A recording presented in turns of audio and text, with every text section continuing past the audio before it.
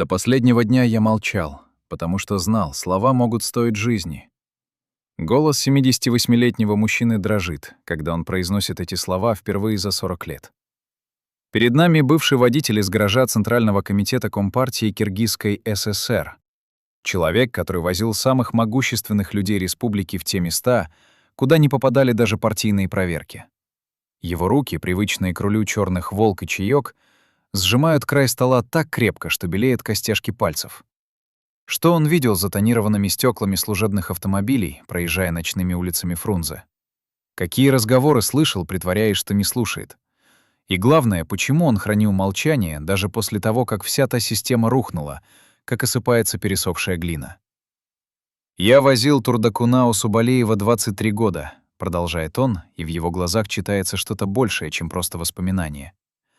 «Я видел два мира. Тот, который показывали в новостях, и тот, который существовал за высокими заборами. В Советском Союзе не было более закрытой системы, чем партийная номенклатура союзных республик.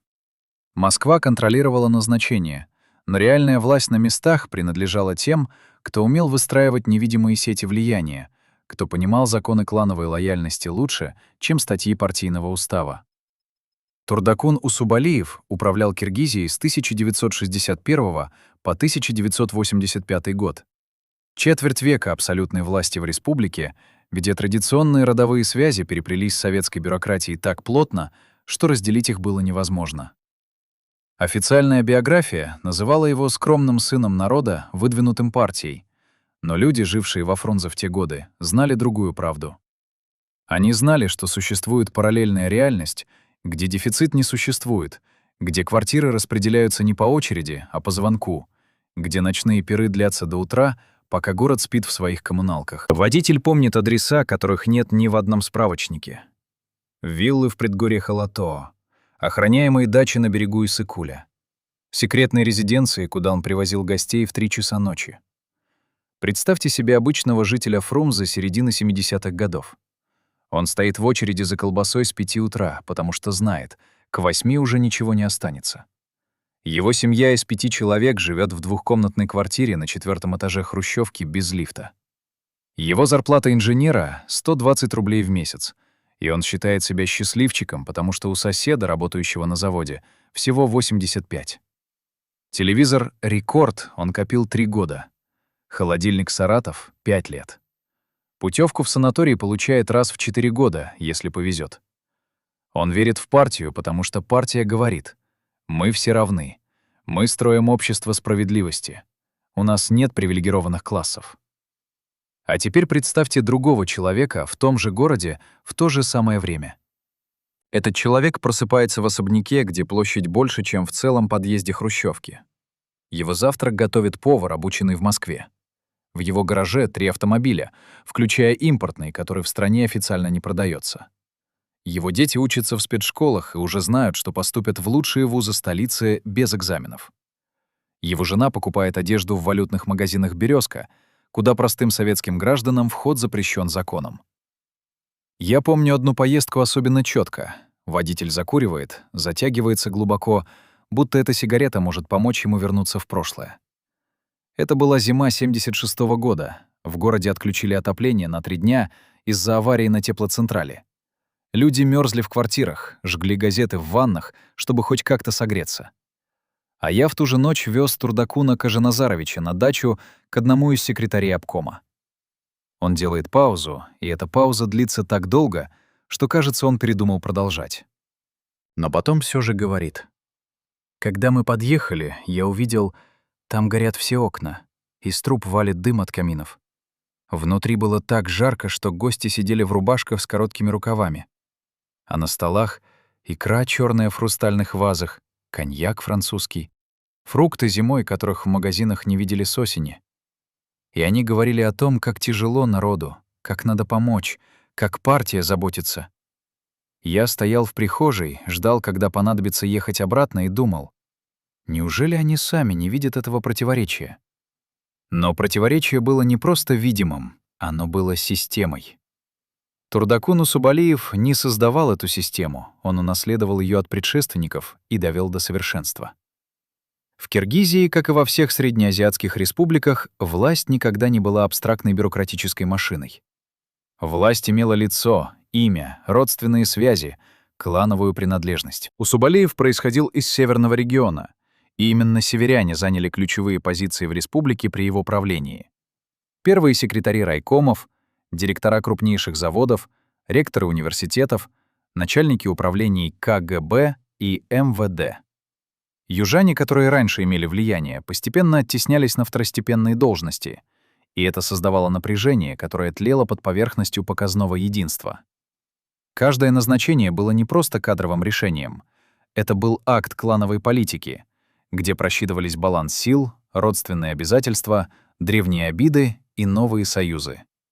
Москва видела в этом местную специфику и закрывала глаза, пока республика выполняла плановые показатели и не создавала политических проблем. Водитель помнит списки, которые иногда оставались в машине, рукописные, на бумаге без печатей, но от этого не менее важные. Списки тех, кому распределить квартиры в новых домах на проспекте Дзержинского. Списки тех, чьи дети должны получить места в медицинском институте. Списки тех, кому выделить участки земли под дачи в особо живописных местах. Эти списки никогда не попадали в протоколы заседаний, не обсуждались на пленумах, не проходили через официальные каналы. Но именно по ним распределялись реальные блага. Именно они определяли, кто в республике имеет будущее, а кто навсегда останется в очереди. «Однажды я нашел такой список на заднем сиденье после поездки», — вспоминает водитель. «Там было 37 фамилий. Я знал многие из них. Это были родственники высокопоставленных работников. Напротив каждой фамилии стояла пометка.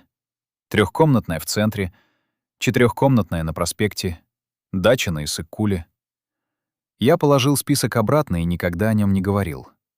Но я запомнил эти фамилии. И через несколько месяцев видел, как эти люди действительно получали то, что было написано. Вопрос застывает в воздухе между нами. Если один водитель знал об этом, сколько еще людей молчали, храня подобные секреты? Когда говорят о коррупции в советских республиках, обычно представляют чиновников, берущих взятки в конвертах, или директоров заводов, ворующих со складов. Но истинная коррупция Советского Союза была гораздо более системной и гораздо менее видимой. Она начиналась не с денег, она начиналась с доступа. Доступа к дефицитным товарам, к медицинской помощи в закрытых клиниках, к образованию в престижных учебных заведениях, к информации, которую не печатали в газетах. Этот доступ невозможно было купить за деньги, потому что в стране, где все цены фиксированы государством, деньги имели ограниченную силу. Настоящей валютой были связи, положение в иерархии, принадлежность к правильным кланам и семьям. Турдакун Усубалиев управлял не столько экономикой республики, сколько этой невидимой системой распределения доступа, и именно это делало его власть абсолютной. Под центром Фрунзе, в районе площади Ленина, существовала сеть подземных помещений, построенных еще в 50-е годы как бомбоубежище на случай ядерной войны. Официально они числились как объекты гражданской обороны, охранялись военными и были закрыты для посещения. Но те, кто работал в аппарате Центрального комитета, знали другую правду. Под землей располагались настоящие подземные дворцы, комплексы помещений с отделкой из карельской березы и мрамора, с системой автономного жизнеобеспечения, с запасами продовольствия и медикаментов, рассчитанными на месяцы изоляции. Там были переговорные комнаты, где принимались решения, о которых никогда не узнает общественность. Там были комнаты отдыха, где партийная элита проводила время в обстановке, которая разительно контрастировала с аскетизмом советской пропаганды. Водитель никогда не спускался в эти подземелья, но он знал, где расположены входы, замаскированные под обычные служебные двери, в зданиях вокруг площади. Он знал, что когда его просили подать машину к черному входу определенного здания в определенное время ночи, это означало, кто-то из важных людей возвращается из подземного мира в мир наземный. Но настоящие резиденции власти располагались не под землей, а над городом, в предгорьях Тяньшаня. Официально это были дома отдыха для работников партийных органов, но на практике — закрытые комплексы, куда не попасть без специального пропуска. Высокие заборы, охрана на контрольно-пропускных пунктах, овчарки на длинных цепях. За этими заборами каменные и деревянные виллы, построенные по индивидуальным проектам, каждая со своей архитектурой, своим садом, своим бассейном. Партийные архитекторы проектировали их свободное от основной работы время. Партийные строители возводили их силами добровольных субботников, которые на деле были принудительным трудом заключенных и солдат-страйбатов. Никакой сметы расходов не проходила через официальные каналы. Никакие документы не регистрировались в архивах министерств. Эти резиденции существовали в параллельной реальности, где советские законы о равенстве и скромности действовали наоборот. Водитель помнит узкие горные дороги, по которым приходилось подниматься к этим виллам поздними вечерами. Помнит, как свет фар выхватывал из темноты охранников с автоматами. Помнит запах шашлыка и звуки музыки, доносящиеся из-за каменных стен. Самая большая резиденция принадлежала самому Усубалиеву. Водитель говорит об этом так, будто описывает тайну, которую нельзя произносить вслух даже сейчас, спустя десятилетия. Она располагалась на высоте больше 1000 метров над уровнем моря, откуда открывался вид на весь Фрунзе. В ясную погоду можно было видеть город как на ладони. Микрорайоны из серых панельных многоэтажек, заводские трубы, проспекты. А сам он жил в особняке, где была библиотека с книгами на 3 языках, где были комнаты для гостей, каждая размером с обычную городскую квартиру, где был зимний сад с экзотическими растениями, которые специально выращивали в теплицах Республиканского ботанического сада. Контраст был не просто вопиющим, он был программным. Это было молчаливое заявление. Да, мы говорим о равенстве, но есть те, кто равнее других. И если ты лоялен, если ты знаешь свое место в иерархии, если ты не задаешь лишних вопросов, может быть, когда-нибудь и тебе позволят увидеть этот мир изнутри. Партийные работники среднего звена никогда не видели резиденций первых лиц. Но они знали об их существовании. И это знание работало как невидимая система мотивации. Каждый секретарь райкома мечтал стать секретарем горкома. Каждый секретарь горкома мечтал попасть в аппарат Центрального комитета республики. Каждый работник ЦК мечтал о назначении в Москву, в аппарат союзного ЦК. И на каждом уровне этой лестницы открывались новые привилегии, новые возможности, новый доступ к тому, чего не имели простые граждане. Система работала по принципу кнута и пряника, но пряник был настолько сладким, что мало кто осмеливался рисковать, задавая неудобные вопросы. Водитель видел, как меняются люди, поднимаясь по служебной лестнице. Как скромный инструктор райкома, ездивший на автобусе и носивший один и тот же костюм 3 года, через несколько лет превращался в важного чиновника с личным водителем, который уже не здоровался с бывшими коллегами на улице. Власть развращала не мгновенно. Она делала это медленно, постепенно, неотвратимо, как вода точит камень. Я часто думал, неужели они не понимают, что это не может длиться вечно? Водитель задает этот вопрос себе и нам одновременно. И действительно, могли ли те люди, поднимавшиеся к своим виллам по горным дорогам, видевшие город у своих ног, понимать, что их мир хрупок? Что он держится не на законе, не на экономике, не на поддержке народа, а на молчаливом согласии миллионов людей терпеть ложь? Что рано или поздно это молчание кончится, и тогда все тщательно выстроенные иерархии рухнут в одночасье, как карточные домики на сквозняке. Когда анализируешь систему власти в любом тоталитарном режиме, всегда приходишь к одному вопросу. Кому это было выгодно? Кто извлекал максимальную пользу из существующего порядка?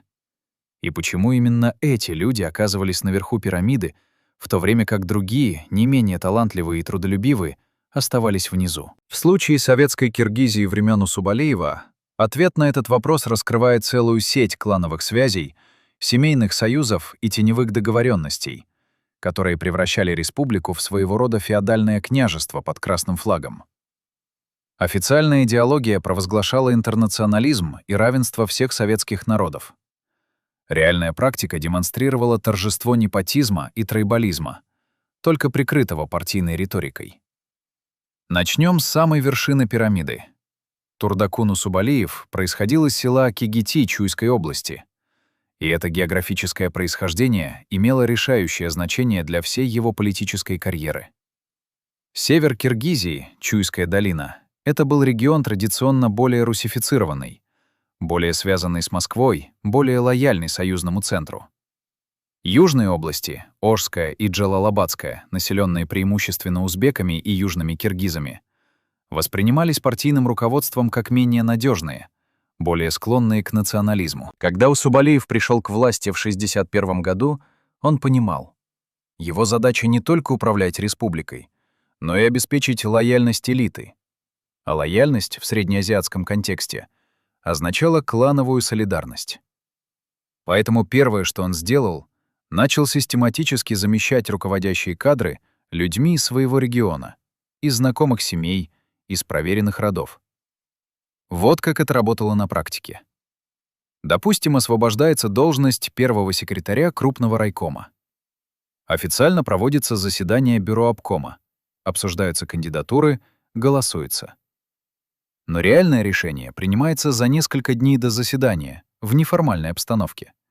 Возможно, на той самой вилле в предгорьях, о которой рассказывал водитель. Там собираются несколько ключевых людей. Сам Усубалиев, представители основных северных кланов, возможно, кто-то из московских кураторов республики. Они обсуждают не столько профессиональные качества кандидатов, сколько их происхождение, родственные связи, личные обязательства. Нужен человек, который будет обязан своим назначением лично Усубалиеву. Нужен человек, у которого есть рычаги влияния в своем районе, но нет амбиций претендовать на высшую власть. Нужен человек, который понимает неписанные правила игры и готов их соблюдать.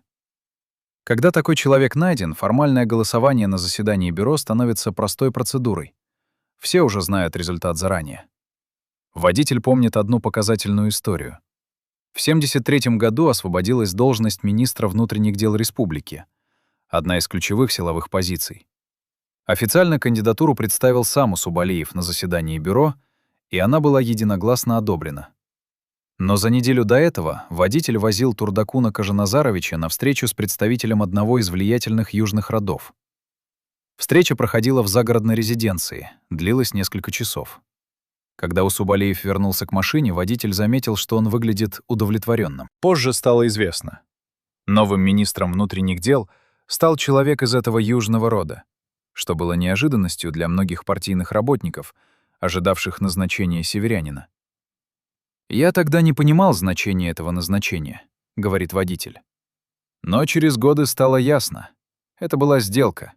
Обмен лояльности на должность, способ купить молчание и поддержку южных кланов, которые чувствовали себя обделенными. А теперь посмотрим на следующий уровень пирамиды. Директоров крупных предприятий, руководителей колхозов и совхозов, ректоров вузов. Эти люди не входили в высшее партийное руководство, но они контролировали реальные ресурсы. Рабочие места, распределение жилья, доступ к дефицитным товарам, места в университетах. Их назначения тоже подчинялись клановой логике, но здесь добавлялся экономический фактор. Директор крупного завода имел возможность экономить материалы и продавать их налево.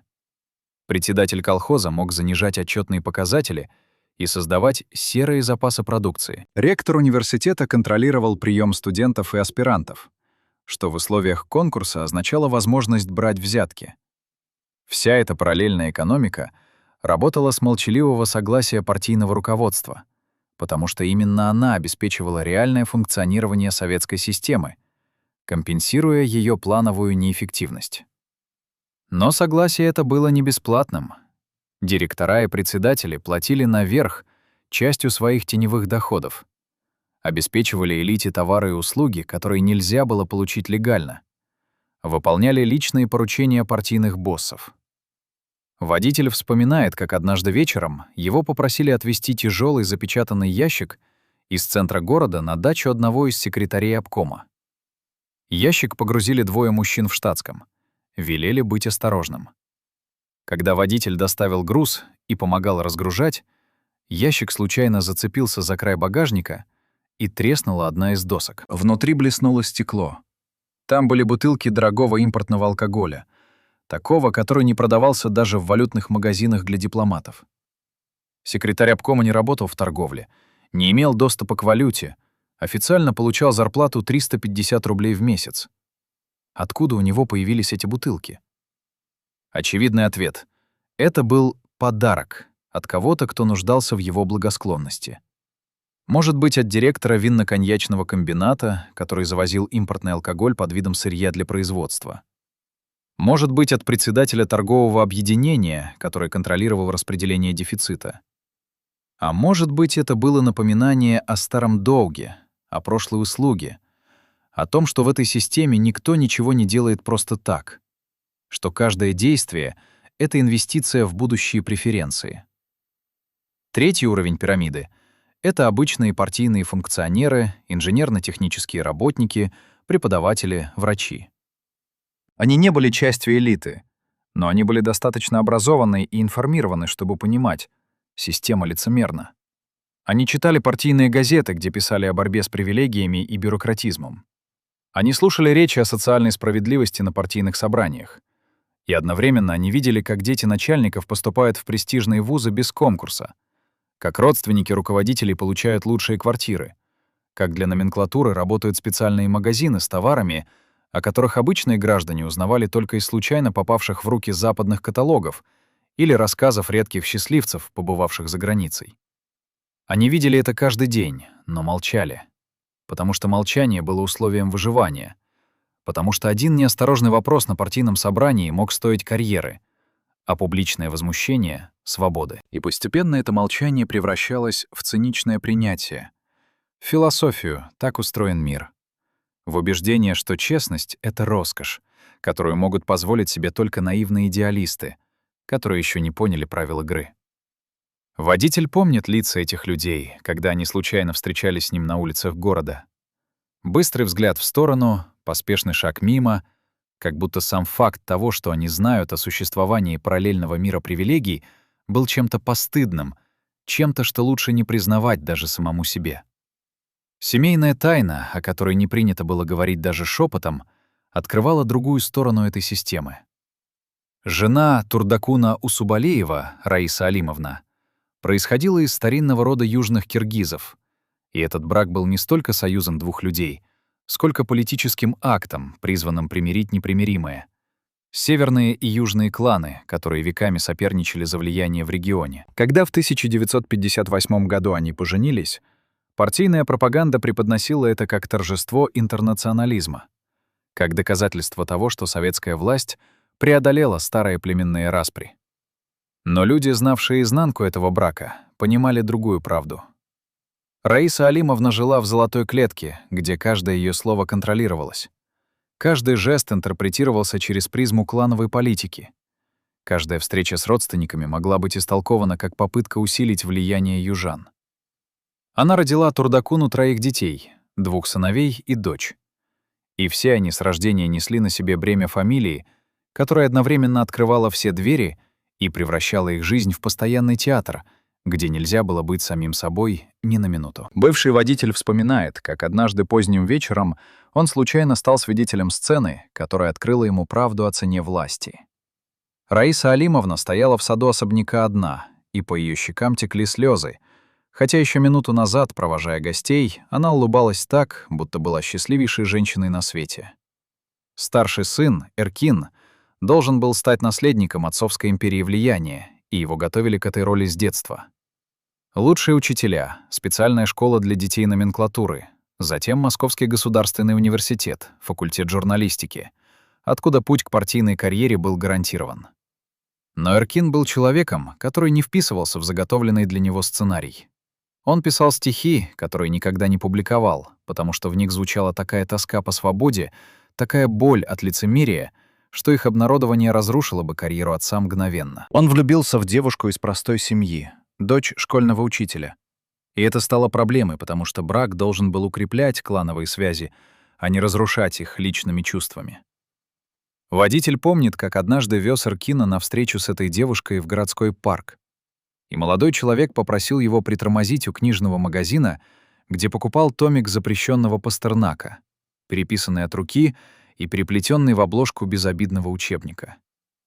Через несколько месяцев девушку отправили на работу в дальний район республики, а Эркина женили на дочери секретаря соседнего обкома.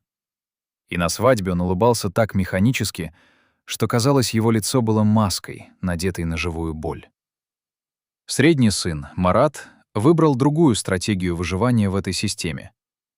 Он решил не сопротивляться, а полностью принять правила игры и даже превзойти отца в цинизме. Еще в студенческие годы он понял, что фамилия — это валюта, которую можно конвертировать в любые блага, и начал торговать своим влиянием открыто, без стыда, который еще сохранялся у старшего поколения партийной элиты. Он помогал поступать в престижные вузы детям тех, кто платил достаточно. Он устраивал на теплые должности родственников тех, кто мог предложить что-то взамен. Он превратил свое положение сына первого лица республики в бизнес-модель. И отец знал об этом, но закрывал глаза, потому что остановить сына означало признать, что вся система построена на торговле влиянием, что разница между его собственными действиями и действиями сына лишь в масштабе и лицемерном соблюдении приличий. Водитель вспоминает, как в конце 70-х годов Марат приезжал на встречи на собственной импортной машине, которую официально невозможно было купить в стране. И люди знали, что это подарок от кого-то из директоров предприятий, отблагодарившего его за очередную услугу. Но никто не осмеливался задавать вопросы. Дочь Айгуль была младшей и самой беззащитной перед этой системой, потому что для женщин в патриархальном обществе Средней Азии, даже прикрытом советской риторикой равенства, правила были еще жестче. Она должна была быть образцом советской женщины, образованной, но не слишком амбициозной, активной в общественной работе, но не претендующей на реальную власть, красивой, но скромной.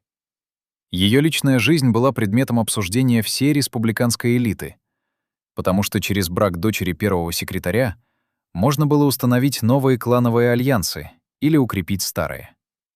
Каждый молодой человек, который пытался за ней ухаживать, проверялся службой безопасности тщательнее, чем кандидат в дипломаты. Каждое ее платье, каждая прическа, каждое публичное появление анализировались с точки зрения того, какой сигнал это посылает обществу.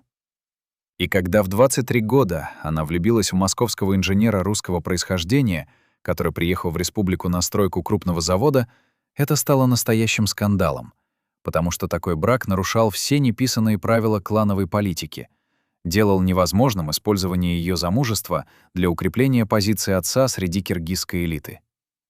Водитель помнит, как семья собиралась на экстренное совещание в загородной резиденции, как кричали за закрытыми дверями, как Айгуль выбежала из дома и села в сад, закрыв лицо руками, а отец вышел следом и просто стоял рядом, не зная, что сказать, потому что впервые в жизни его власть оказалась бессильна против чувств собственного ребенка. Семья Турдакуна Усубалеева была микрокосмом всей советской системы.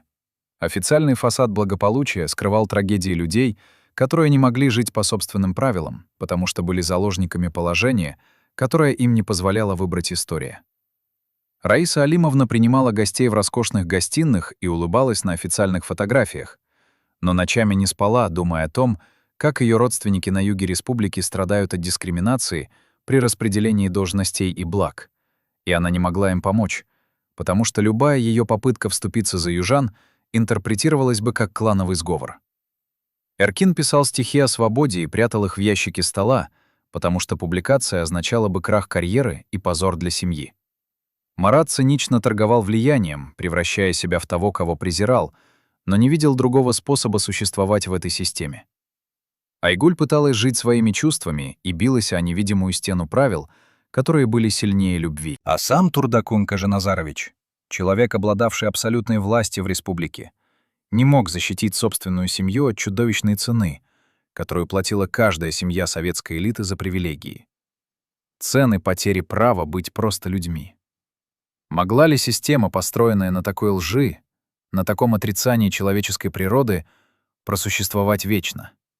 Или она несла в себе семена собственного разрушения с того самого момента, когда заставила первого человека выбирать между личным счастьем и партийной лояльностью? Паранойя власти начинается не с явных угроз, а с тихих подозрений, которые прорастают в сознании, как споры плесени во влажном подвале. Турдакун Усубалеев правил четверть века, и с каждым годом этого правления он все острее чувствовал хрупкость своего положения. Москва была далеко, но ее присутствие ощущалось постоянно через представителей союзных ведомств, через кураторов из Центрального комитета КПСС, через офицеров КГБ, которые подчинялись не республиканскому руководству, а напрямую Лубянке. Каждый телефонный звонок из столицы мог означать начало проверки. Каждый приезд московской комиссии мог обернуться обнаружением нарушений, которые в условиях советской системы существовали везде, но наказывали за них избирательно, когда кому-то наверху становилось выгодно убрать неугодного руководителя. Бывший сотрудник аппарата Центрального комитета Компартии Киргизии, согласившийся говорить с нами при условии анонимности, вспоминает атмосферу последних лет правления Усубалиева как время нарастающего страха, когда даже стены в кабинетах, казалось, имели уши. Физическим воплощением этой паранойи стала система секретных помещений и запасных путей эвакуации, которую Усубалиев приказал построить в начале 80-х годов. Официально это объяснялось требованиями гражданской обороны и угрозой возможного военного конфликта. Но люди, участвовавшие в проектировании этих объектов, понимали истинную причину. Первый секретарь хотел иметь возможность исчезнуть мгновенно, если ситуация станет критической. Под зданием Центрального комитета на площади Ленина был построен дополнительный уровень подземных сооружений, соединенный с уже существовавшими бункерами 50-х годов.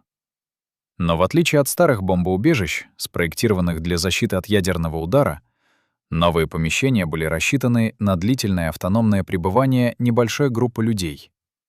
Там были установлены системы автономного энергоснабжения, запасы продовольствия на полгода, средства связи, защищенные от прослушивания. Даже небольшой медицинский блок с операционной. Архитектор, руководивший строительством, рассказывает, что однажды Усубалиев лично спустился инспектировать работы и задал странный вопрос.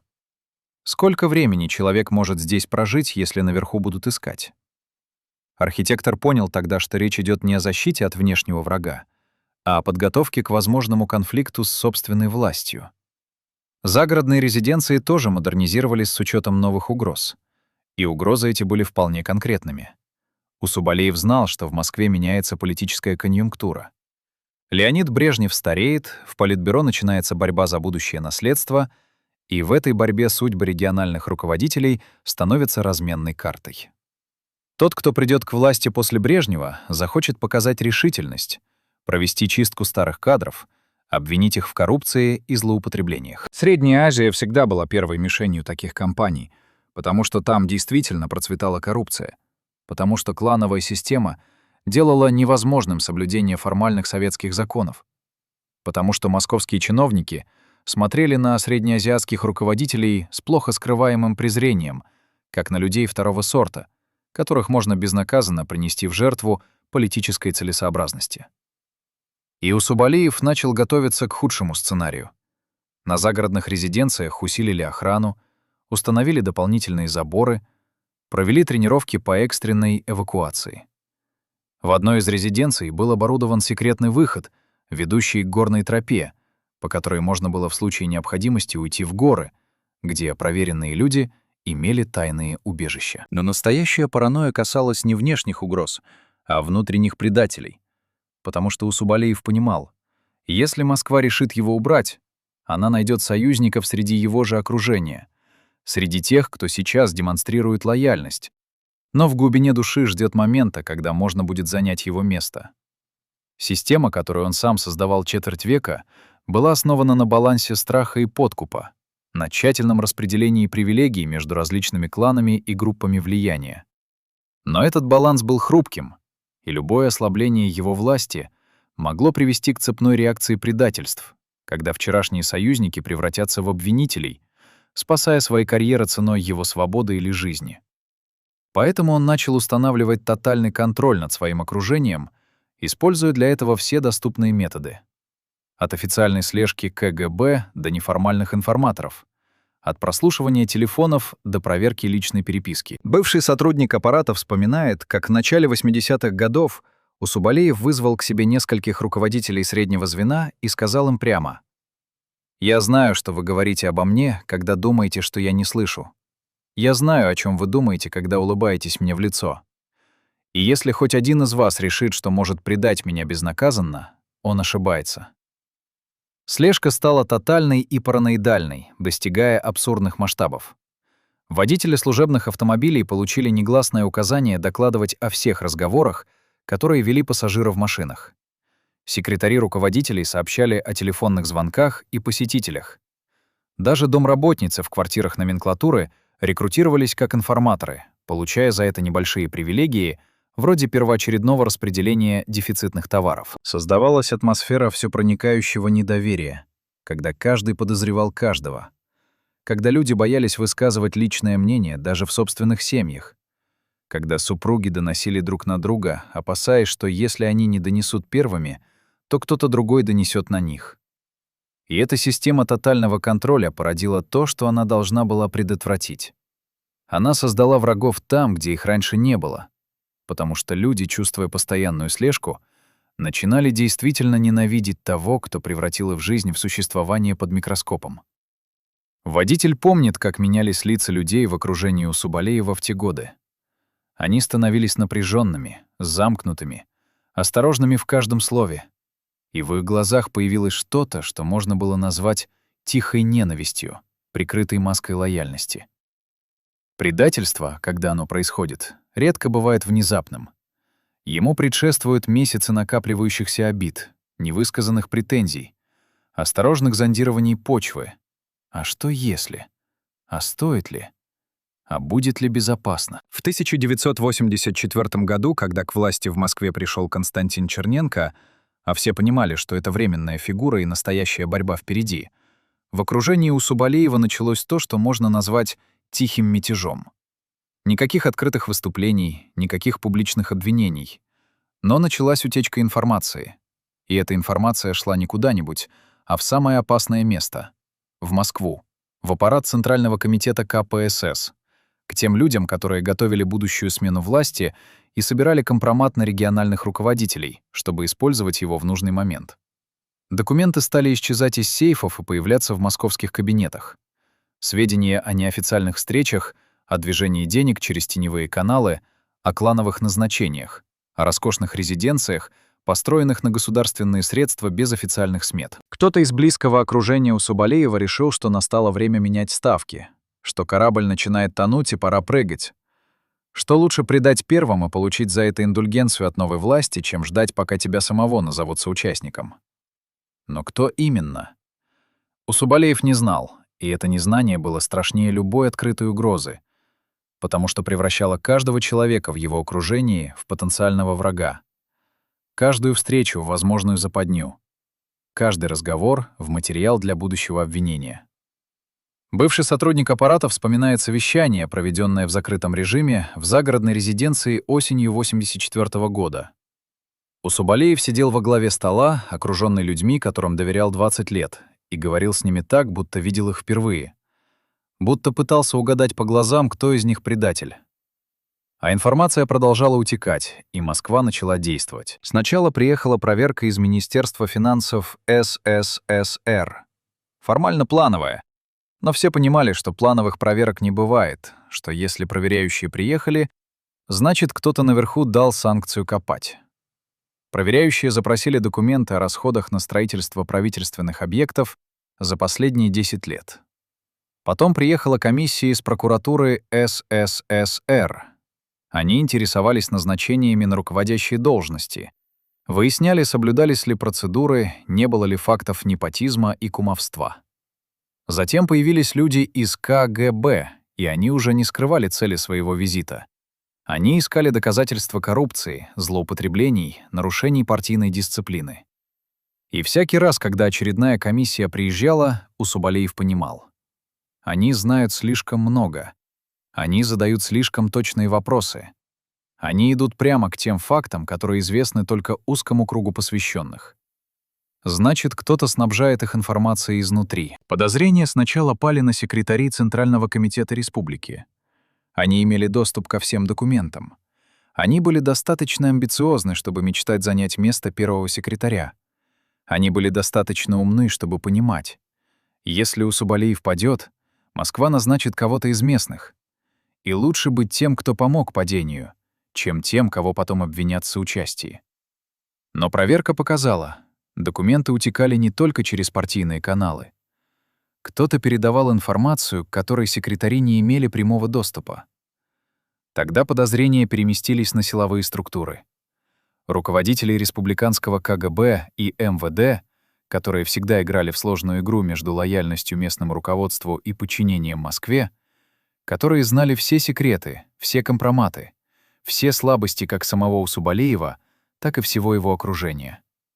Но и они, похоже, были не единственными источниками утечки. Кто-то еще, кто-то очень близкий, кто-то, кому Усубалиев доверял безоговорочно, предавал его методично и безжалостно, готовя почву для его неизбежного падения.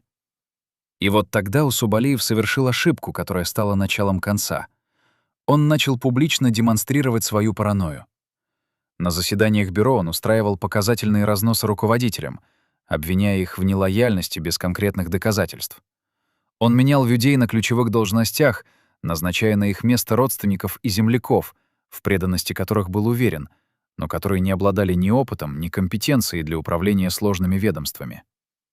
Он все больше времени проводил в загородных резиденциях, избегая публичных появлений, окружая себя только самыми проверенными людьми, превращая свою власть в изолированный остров, связь которого с реальностью становилась все тоньше. Республика продолжала жить своей жизнью, и в этой жизни все чаще звучали осторожные разговоры о том, что время Усубалиева заканчивается, что Москва готовит замену, что скоро все изменится. И люди, которые раньше демонстрировали показную преданность, теперь все осторожнее выражали лояльность, все чаще находили причины не участвовать в мероприятиях с его присутствием, все явственнее давали понять.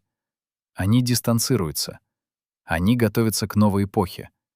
Они не хотят, чтобы их связывали с человеком, чье падение стало неизбежным. Водитель помнит последнюю поездку, которую он совершил с Турдакуном Усубалиевым весной 1985 года, за несколько месяцев до отставки. Они ехали из центра Фрунзе на загородную резиденцию поздним вечером, и Усубалиев вдруг попросил остановиться на обочине на выезде из города, откуда открывался вид на огни столицы республики. Он вышел из машины, закурил, хотя обычно не курил, и долго стоял, глядя на город, который был его королевством четверть века. А потом сказал тихо, почти себе под нос, но водитель слышал каждое слово. «Я отдал этой земле всю жизнь. Я думал, что служу народу. Я верил, что делаю правильные вещи. А теперь понимаю. Я был всего лишь винтиком в машине, которая перемалывает людей, превращает их в предателей, разрушает семьи и души.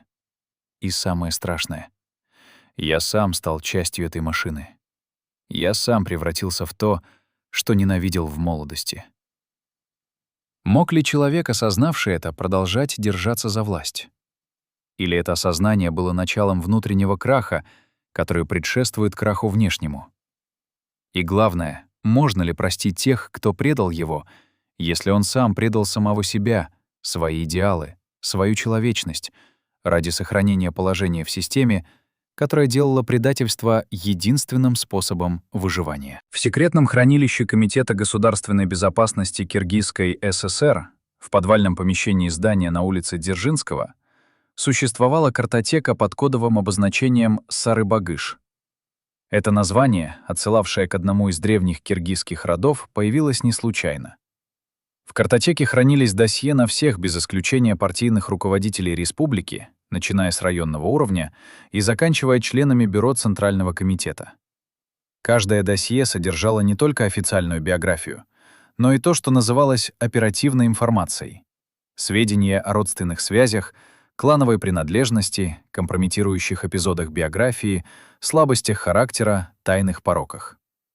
Сотрудник архива КГБ, работавший с этими документами с 1978 по 1984 год, согласился впервые рассказать о том, что хранилось в этих папках.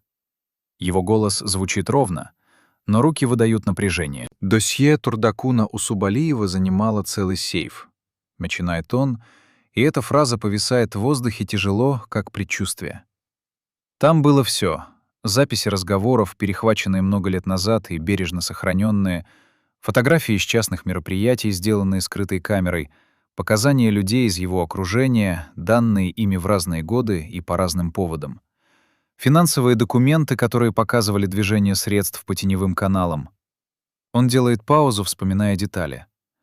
Но самое страшное было не в объеме информации, а в том, для чего она собиралась.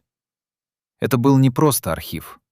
Это было оружие, которое могли применить в любой момент, когда политическая конъюнктура потребует устранить неугодного руководителя. И все, абсолютно все в руководстве республики знали о существовании этих досье. Знание о том, что на тебя ведется тайное досье, меняет человека изнутри. Оно создает постоянное ощущение незащищенности, превращает каждое слово в потенциальную улику, каждый жест в материал для будущего обвинения. Представьте, вы руководите республикой, принимаете решения, от которых зависят судьбы миллионов людей, но при этом знаете, что где-то в подвале на вас собирают компромат, что каждый ваш шаг фиксируется, каждая встреча записывается, каждая ошибка документируется. Это знание не дает спать по ночам, оно заставляет проверять телефоны на прослушку, хотя вы понимаете, что если вас действительно прослушивают, то проверка ничего не изменит. Оно превращает близких людей в потенциальных свидетелей обвинения. Архивист вспоминает, как в 1983 году, когда началось дело Рашидова в Узбекистане, и все поняли, что Москва взялась за среднеазиатских руководителей всерьез, в помещение архива спустился сам председатель КГБ республики и провел там несколько часов, лично проверяя сохранность наиболее важных досье. Он понимал, что эти документы — валюта, которая может спасти его самого, когда начнутся чистки, говорит архивист. Но досье были не единственной формой архивного контроля. Существовали также протоколы закрытых заседаний Бюро Центрального комитета, где фиксировались реальные, а не парадные обсуждения кадровых вопросов. Эти протоколы никогда не сдавались в обычный партийный архив. Они хранились отдельно, в особом помещении, доступ в которое имели только 3 человек: первый секретарь, заведующий общим отделом ЦК и начальник секретного отдела. Там были записаны откровенные высказывания о том, кому какую должность дали и почему, какие договоренности были достигнуты между кланами, какие обещания нарушены, какие угрозы прозвучали. Если бы эти протоколы стали достоянием гласности, они разрушили бы всю официальную картину советского управления республикой. Показали бы, что под покровом партийной риторики действовала средневековая система клановых сговоров. И вот в 1984 году, когда начались московские проверки, кто-то принял решение уничтожить часть этих протоколов. Архивист помнит день, когда привезли приказ о списании документов. Официально это объяснялось истечением срока хранения, рассказывает он. Но все понимали, уничтожают именно те страницы, которые могли стать основой для обвинений. Я видел, как сжигали бумаги в специальной печи. Пепел просеивали, чтобы не осталось даже фрагментов текста. Что именно исчезло в том огне? Какие решения, какие сделки, какие тайны превратились в дым и пепел? Архивист не знает точно, потому что уничтожением занимались другие люди, более высокопоставленные и более посвященные. Но он может предполагать, анализируя лакуны в архивных описях. Исчезли протоколы заседаний за период с 76 по 80 год. Именно тогда проходили наиболее масштабные клановые переназначения, когда Усубалиев укреплял позиции северных кланов и оттеснял южан. Исчезли документы о распределении земельных участков под строительство дач партийной номенклатуры. Исчезли финансовые сметы на ремонт правительственных резиденций. Все это были улики, которые могли быть использованы для обвинения в коррупции, нецелевом использовании государственных средств, злоупотреблении служебным положением. Но исчезли не все документы. Часть все же сохранилась, и архивист предполагает, что это было сделано намеренно. Тот, кто планировал уничтожение, оставил достаточно материала, чтобы обезопасить себя, объясняет он логику произошедшего. И если Москва начнет расследование, можно показать эти документы и сказать: «Видите, я помогал следствию, я предоставил доказательства». А если расследование не начнется, можно использовать эти же документы для шантажа. Архивы лгут не только тем, что в них записано, но и тем, чего в них нет. Историки будущего, если они когда-нибудь получат доступ к этим документам, увидят картину с огромными белыми пятнами, провалами в повествовании, необъяснимыми разрывами в хронологии. Они будут пытаться восстановить истину по косвенным свидетельствам, по документам других ведомств, по воспоминаниям очевидцев. Но полной картины они никогда не получат. потому что ключевые доказательства превращены в пепел тем жарким летом 1984 года, когда стало ясно, что эпоха заканчивается, и нужно уничтожать следы, чтобы минимизировать ущерб. Архивист задается вопросом, который не дает ему покоя до сих пор. Если люди, управлявшие республикой, заранее готовились к тому, что их действия будут расследоваться как преступления, означает ли это, что они сами осознавали преступность своих действий?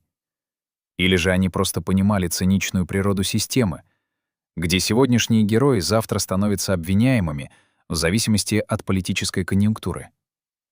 И если второе, то где проходит граница между адаптацией к системе и моральным выбором, за который человек должен нести личную ответственность? Медицинская карта не лжет. Она фиксирует то, что человек может скрыть от других, но не от собственного тела. Усталость, которая накапливается в тканях, разрушения, которые производит стресс, цену, которую организм платит за годы постоянного напряжения и страха. Личный врач Турдакуна Усубалиева, проработавший с ним с 1977 года до самой отставки, впервые соглашается говорить о том, что происходило с его пациентом. Врачебная тайна, которую он хранил 40 лет, теперь теряет смысл, потому что пациент давно мертв. Система, которая требовала молчания, рухнула. А сам доктор чувствует, что должен рассказать правду, пока еще способен помнить детали. Когда я начал его наблюдать, ему было 58 лет, и внешне он выглядел моложе своих лет. Прямая спина, твердая походка, ясный взгляд. Врач говорит медленно, подбирая слова. Но уже первое обследование показало признаки того, что его организм находится в состоянии хронического стресса.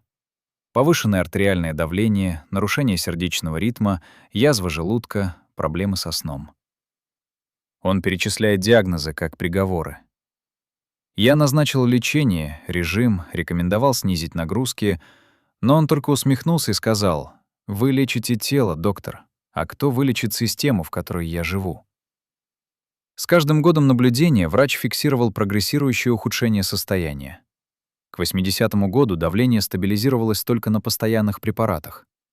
Язва периодически обострялась, вызывая внутренние кровотечения, которые приходилось останавливать экстренными методами. Началась бессонница. Усубалиев мог спать не больше 3-4 часов в сутки. Просыпался с тяжелым сердцебиением, покрытый холодным потом. Он стал требовать снотворное все более сильное, вспоминает врач.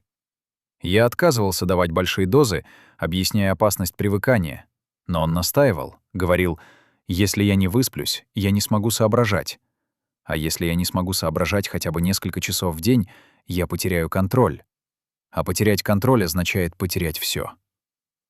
В этой фразе была вся суть его существования. Он держался за власть не столько из амбиций, сколько из страха того, что произойдет, если он ее отпустит. Физические изменения становились заметны внешне.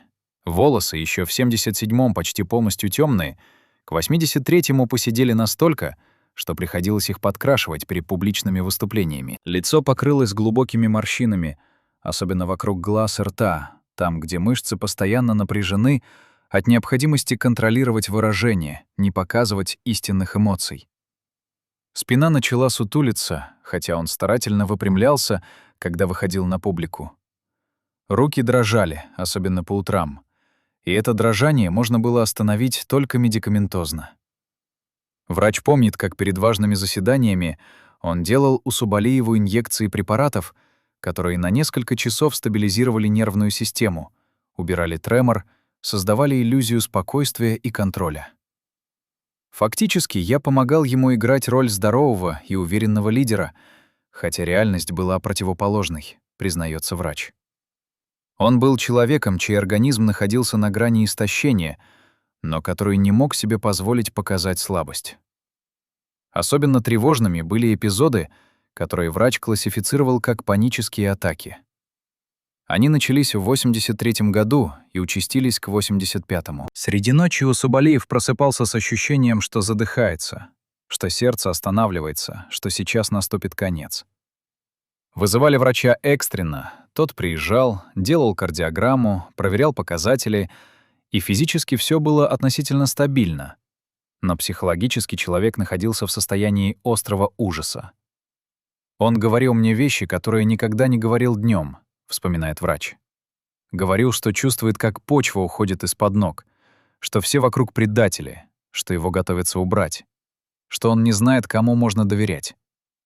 Я пытался успокоить, объяснить, что это симптомы тревожного расстройства, что нужно лечение у психиатра. Но он категорически отказывался, потому что любая запись о консультации у психиатра означала бы конец политической карьеры. Система не допускала слабости, не прощала человеческой уязвимости, требовала абсолютной функциональности от своих винтиков.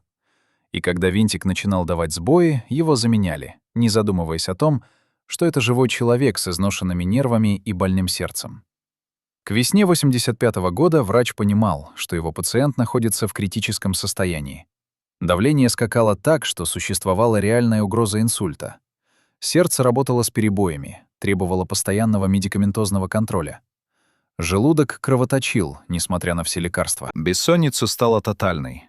Даже сильные снотворные давали всего час-два поверхностного сна, после которого человек просыпался более разбитым, чем до приема препарата. Я сказал ему прямо: «Ваш организм требует отдыха, немедленного и длительного, иначе через несколько месяцев мы можем столкнуться с необратимыми последствиями», рассказывает врач о последнем разговоре перед отставкой. Он посмотрел на меня так, будто я предложил ему прыгнуть с обрыва, и ответил: «Доктор, вы не понимаете. Отдых для меня не выход. Отдых для меня означает поражение, а поражение означает конец. И не только политический». В этих словах была вся трагедия человека, который превратился из личности в функцию, из живого существа с правом на слабость в механизм, который должен работать до полного износа. Врач часто задается вопросом: мог ли он сделать больше, чтобы спасти своего пациента от медленного саморазрушения? Должен ли был настаивать на госпитализации, на принудительном отстранении от работы, на публичном раскрытии реального состояния здоровья? Но каждый раз, когда он приходит к мысли о том, что должен был действовать решительнее, он вспоминает систему, в которой они оба существовали.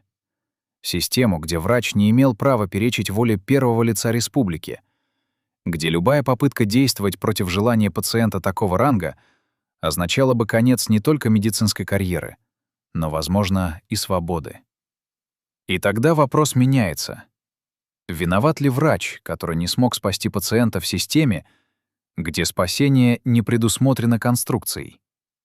Или виновата сама система, превращающая людей в расходный материал для поддержания иллюзии стабильности? Осенью 1984 года, когда листья на тополях вдоль проспекта Ленина окрасились в желтый цвет, предвещая скорую зиму, в кабинет Турдакуна Усубалиева поздним вечером вошел человек, о визите которого не знал даже секретариат. Охрана пропустила его по личному распоряжению, переданному через особый канал связи. Встреча не фиксировалась ни в каких журналах, не оставила документальных следов, но несколько человек знали о ней, и один из них, бывший сотрудник охраны, спустя годы рассказал то, что удалось узнать. Визитёром был представитель московских кругов, напрямую связанных с готовящейся сменой власти в Кремле. Он прилетел специальным рейсом, остановился не в гостинице, а на закрытой даче КГБ, и встречу провел так, чтобы о ней не узнали даже те, кто обычно информировался обо всех контактах первого лица республики. О чем они говорили за закрытыми дверями несколько часов, никто не знает точно. Но последствия этого разговора проявились очень быстро.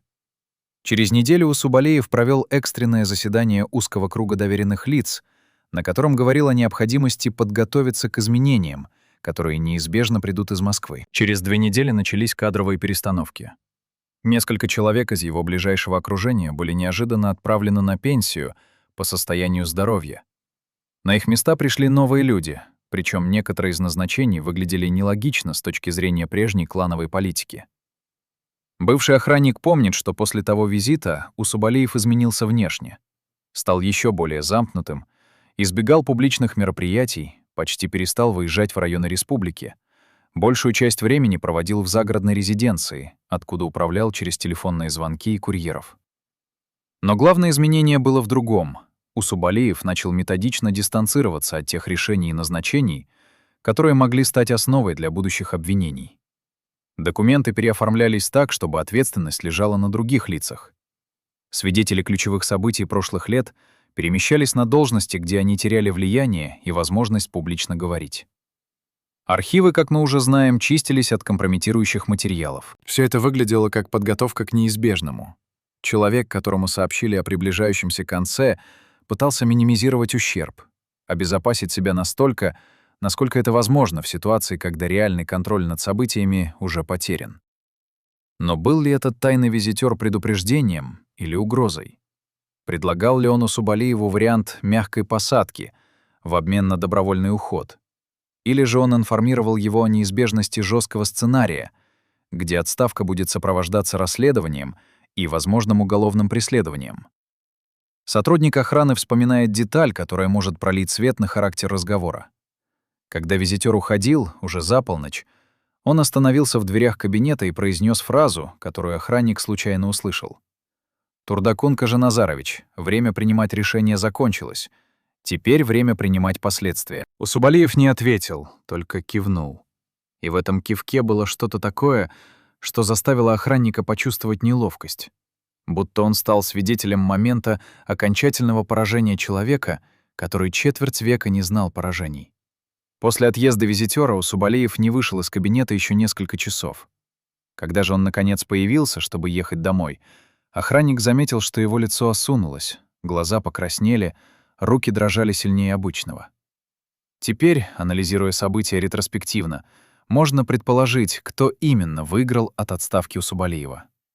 В ноябре 1985 года, через несколько недель после его официального ухода с поста первого секретаря, на этой должности оказался Абсамат Масалиев, человек из южных кланов, которого при Усубалиеве систематически оттесняли от ключевых позиций.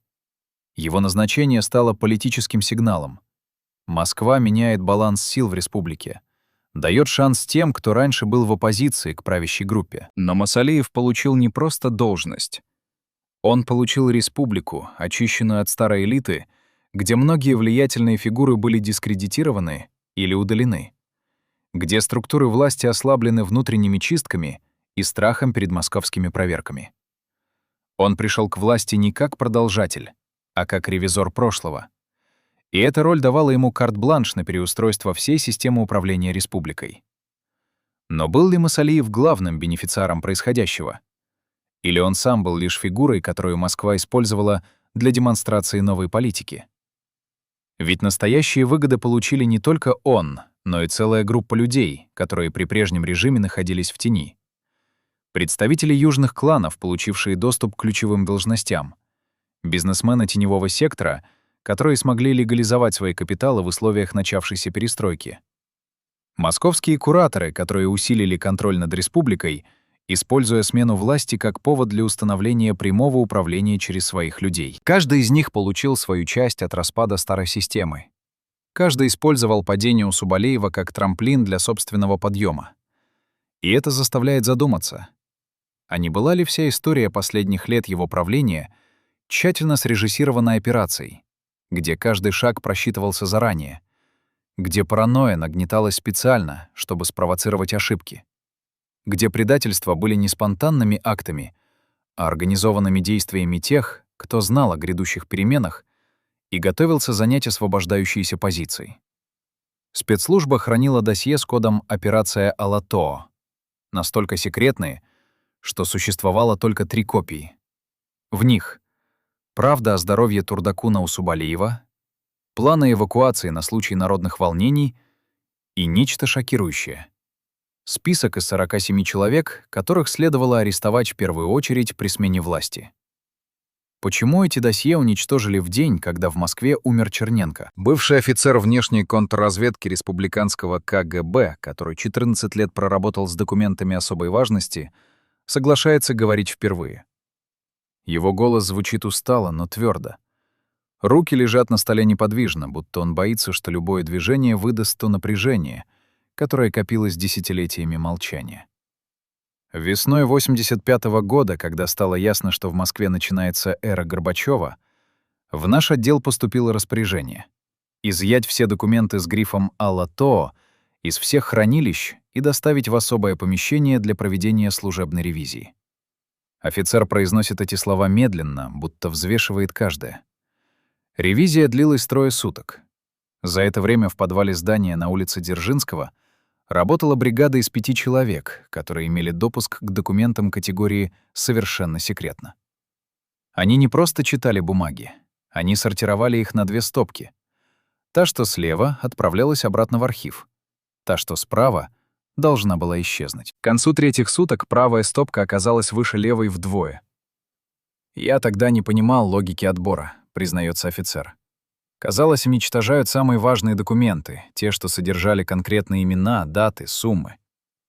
Но через несколько месяцев, когда началась отставка у Субалиева, логика стала ясна.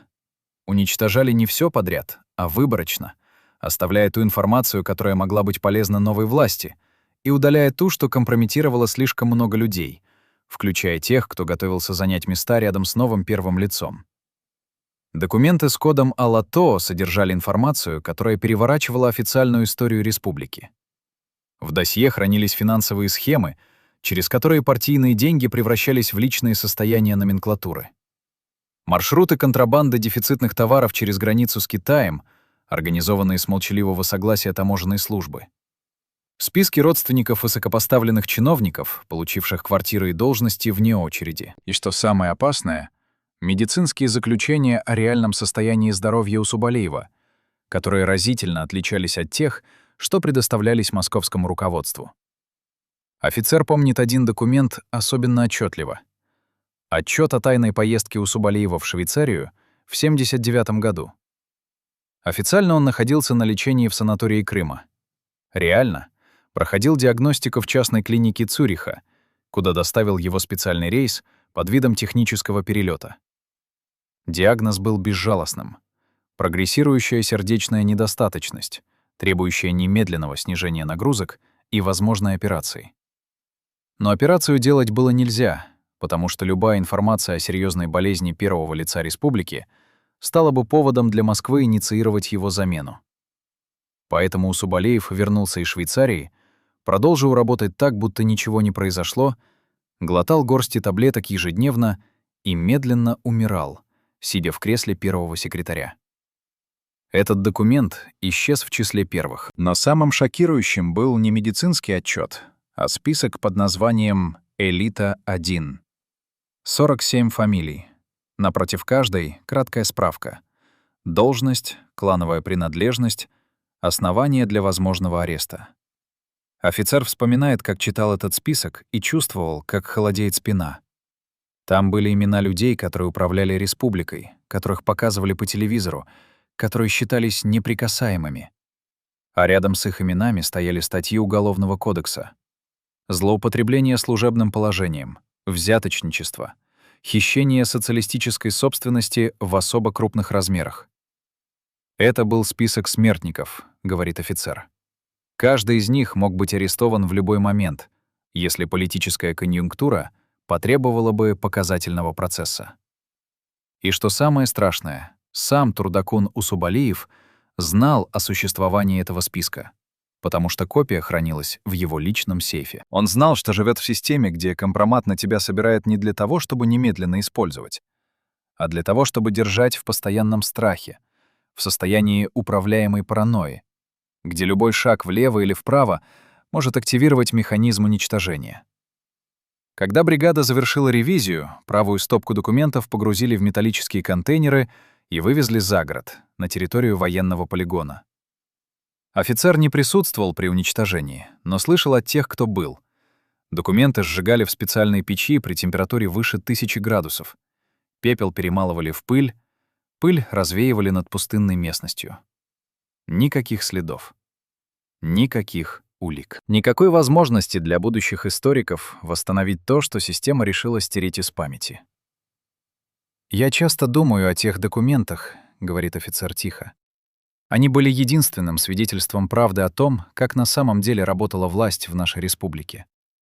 Теперь их нет, и мы остались с официальными версиями, с мемуарами людей, которые лгут, чтобы защитить свою репутацию, с архивами, где белые пятна больше, чем текст. Но главный вопрос не в том, что уничтожили, а в том, кто принял решение об уничтожении. Был ли это приказ самого Усубалиева, пытавшегося минимизировать ущерб перед неизбежной отставкой? Или это была инициатива тех, кто готовился занять власть после него и не хотел, чтобы компромат на предшественника открыл дорогу к компромату на них самих? Потому что в той системе все были связаны круговой порукой. Все были соучастниками одного и того же преступления под названием «советская номенклатура». В марте 1985 года, когда в Москве хоронили Черненко, и весь Советский Союз понимал, что эпоха закончилась, во Фрунзе произошло событие, о котором не написали газеты. Из здания Центрального комитета Компартии Киргизии исчезли 4 папки документов, хранившихся в личном сейфе Турдакуна Усубалиева. Сейф не был взломан, следов проникновения не обнаружили, но папки испарились, как будто их никогда не существовало. Начальник службы безопасности ЦК, который отвечал за сохранность секретных материалов, вспоминает тот день как начало кошмара, который длился несколько месяцев и чуть не стоил ему свободы. Он согласился рассказать эту историю только сейчас, когда ему 83 года, и он чувствует, что больше нечего терять. Утром 19 марта Усубалиев позвонил мне в 7 часов. Начальник безопасности говорит хрипло, голос изношен годами и болезнями. Он никогда не звонил так рано, если только не было чрезвычайной ситуации. Я приехал через 20 минут. Он стоял в своем кабинете у открытого сейфа, и лицо его было таким, что я понял. Случилось непоправимое. Усубалиев не кричал, не обвинял, не требовал немедленного расследования. Он просто сказал тихо, почти безжизненно. 4 папки. Исчезли. Найди. И этот тихий голос был страшнее любого крика, потому что в нем звучал не гнев, а обречённость человека, который понял, что предательство достигло самого сердца, что больше нет безопасных мест, что те, кому он доверял абсолютно, оказались способны на невозможное. Начальник безопасности организовал тайное расследование. Проверили всех, кто имел доступ в кабинет: секретарей, уборщиц, охранников, технических работников. Провели служебную проверку тех, кто знал комбинацию сейфа. Таких было только 3, включая самого Усубалиева. Никаких следов, никаких зацепок. Но через 2 недели пришла информация из Москвы, и она перевернула всё. Один из секретарей ЦК КПСС, курировавший Среднеазиатские республики, в частной беседе упомянул при московских коллегах республиканского руководства, что осведомлен о финансовых схемах фрунзенской номенклатуры благодаря документам, которые стали доступны недавно. Он не назвал источник, не уточнил детали, но сама фраза означала одно: украденные документы оказались в Москве, и теперь их используют против Усубалиева. Когда я доложил ему об этом, он не удивился, вспоминает начальник безопасности. Он только кивнул, будто уже знал, будто ждал этого подтверждения. А потом сказал фразу, которая открыла правду о природе предательства. Документы взял не чужой. Их взял свой. Кто-то из тех, кому я доверял больше, чем самому себе. И это означает, что конец неизбежен. Потому что если предают свои, система рухнула изнутри. Начальник безопасности пытался продолжить расследование, пытался найти конкретное имя предателя, но Усубалиев остановил его. «Не надо. Я не хочу знать. Потому что, когда узнаю, мне придется действовать, а я больше не могу действовать. Я устал от этой бесконечной войны всех против всех». Что именно содержалось в тех 4 папках, начальник безопасности знал приблизительно, потому что несколько раз присутствовал при их закладке в сейф. Первая папка содержала финансовые документы, подтверждающие движение денег через теневые каналы, включая счета в банках социалистических стран, куда партийные работники переводили средства под видом взносов в международные фонды. Во второй — переписка Усубалиева с руководителями других среднеазиатских республик, где обсуждались варианты координации клановой политики, способы противостояния московскому давлению, планы взаимной поддержки в случае начала репрессий против региональных элит. Третья хранила список активов, принадлежащих семье Усубалиева и его ближайшему окружению. Недвижимость, зарегистрированная на подставных лиц, доли в кооперативах, драгоценности, вывезенные за границу через дипломатические каналы. Самой опасной была четвертая — медицинские документы и заключения, которые показывали реальное состояние здоровья, скрываемое от Москвы. Каждая из этих папок по отдельности была достаточным основанием для возбуждения уголовного дела. Все 4 вместе — это был приговор, исполнение которого оставалось лишь вопросом времени и политической целесообразности. Начальник безопасности до сих пор не знает, кто именно украл документы. За прошедшие годы он много раз перебирал возможные варианты, анализировал мотивы, возможности, последствия.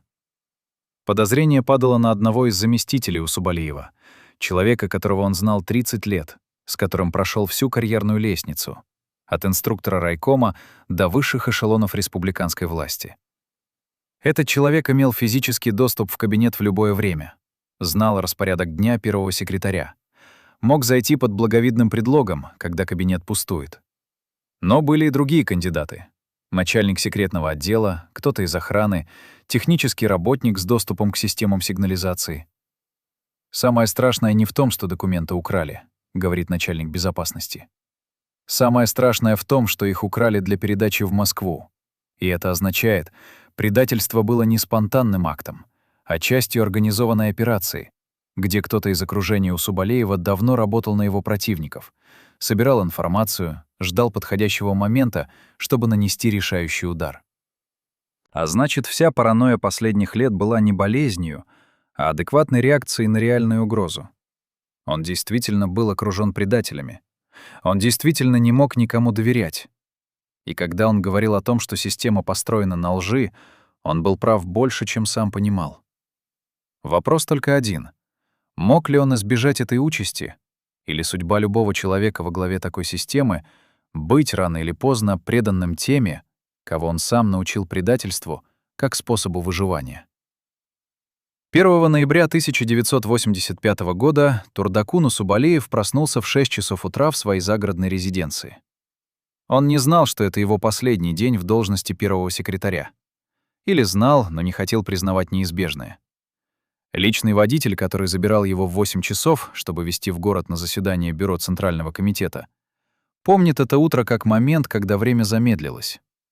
Усубалиев вышел из особняка медленно, опираясь на трость, которую начал использовать последние месяцы. Лицо серое, осунувшееся, глаза запавшие. Он выглядел старше своих 66 лет на 2 десятка. Сел на заднее сиденье, молчал всю дорогу. Водитель несколько раз смотрел в зеркало заднего вида и видел, как Усубалиев сидит неподвижно, глядя в окно на проплывающий за стеклом город. Какие мысли были в его голове в тот момент? О чем думает человек, который строил свою власть четверть века и чувствует, как она рассыпается в последние часы? Жалеет ли он о сделанных выборах или принимает их как неизбежность системы, в которой личные желания никогда не имели значения? Заседание началось в 9:00. Официальная повестка дня содержала несколько рутинных вопросов. Обсуждение плана социально-экономического развития, кадровые назначения в районах, подготовка к очередному съезду. Но все присутствующие знали, что это ширма, что настоящая повестка одна — отставка.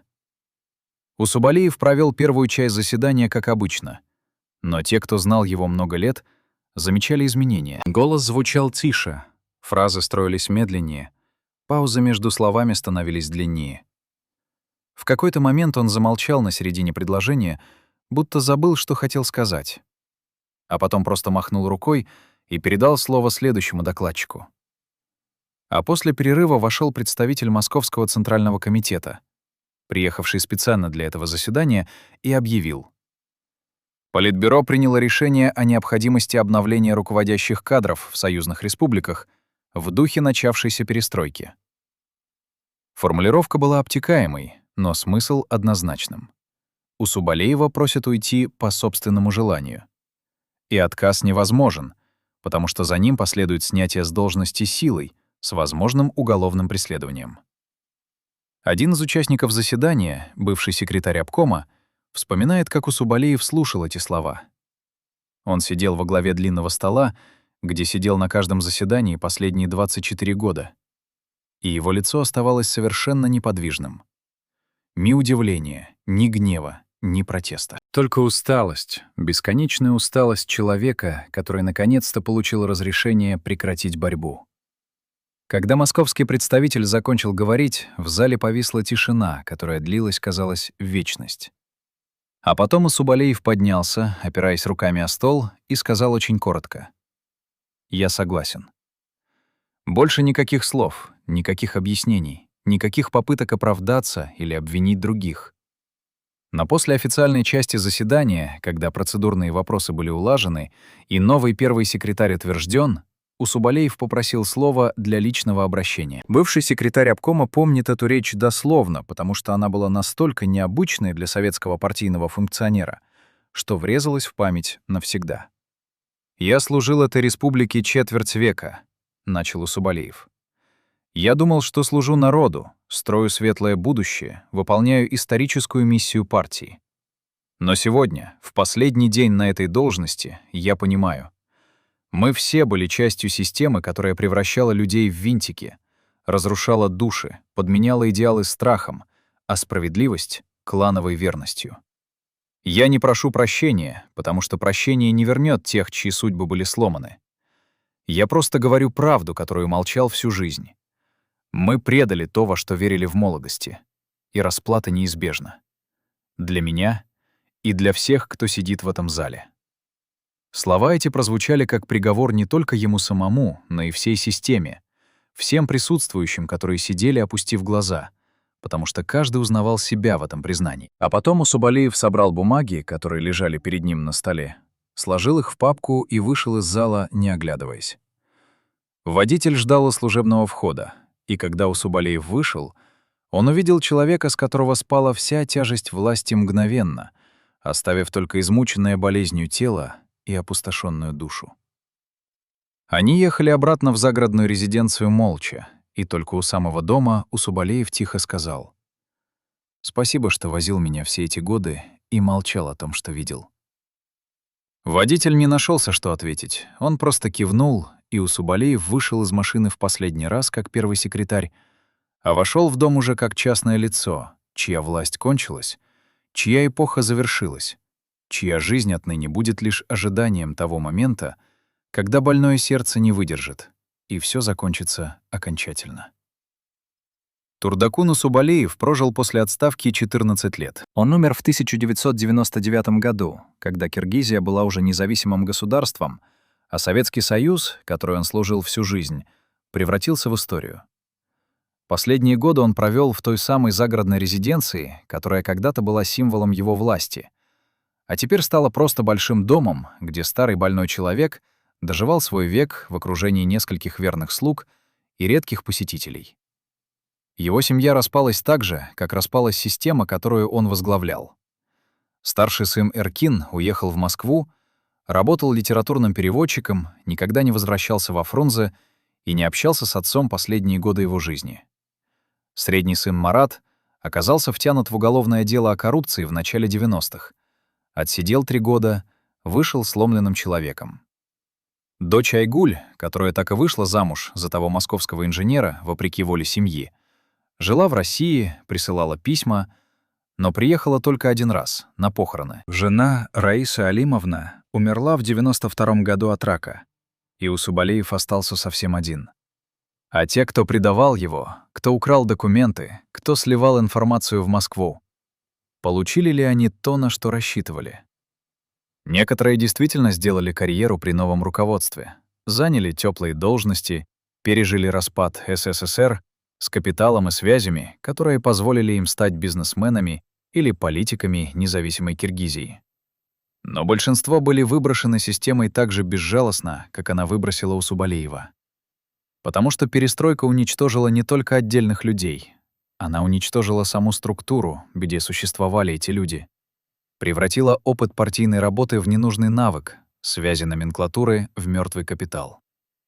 Начальник безопасности, который расследовал кражи документов, умер в нищете в 2001 году. Архивист КГБ, хранивший досье Сарыбагыш, живет на мизерную пенсию и жалеет, что не уничтожил все в тот день, когда пал Советский Союз. Личный врач все еще жив, но мучается бессонницей, вспоминая пациента, которого не смог спасти от саморазрушения. Водитель изредка возит туристов по городу и показывает им здание бывшего Центрального комитета, ставшее офисом коммерческих структур. Но никогда не рассказывает о том, что видел за 23 года службы. Киргизия после Усубалиева пережила новые потрясения, новых лидеров, новые революции. Клановая система, которую он так тщательно выстраивал, не исчезла с его отставкой. Она мутировала, приспособилась к новым условиям, продолжила определять распределение власти и ресурсов. Коррупция, которую он практиковал, прикрываясь партийной риторикой, расцвела при капитализме еще пышнее, потому что исчезли даже формальные ограничения.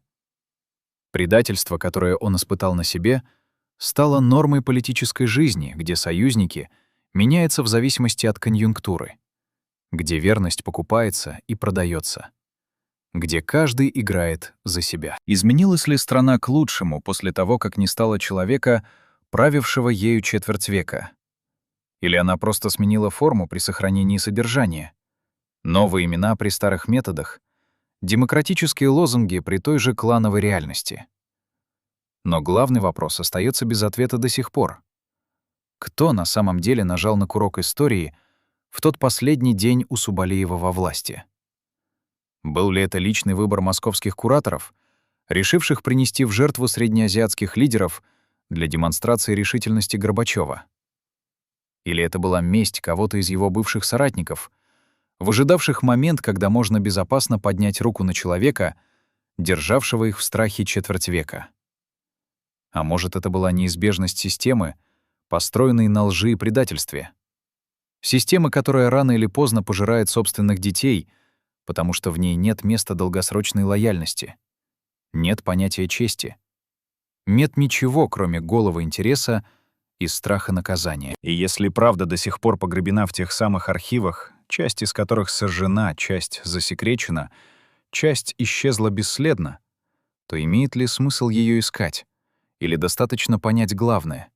История Турдакуна Усубалиева — это не история одного человека, а история всех нас, живущих в обществах, где власть важнее правды, где выживание требует компромиссов, после которых от человека остается только пустая оболочка, а внутри — выжженный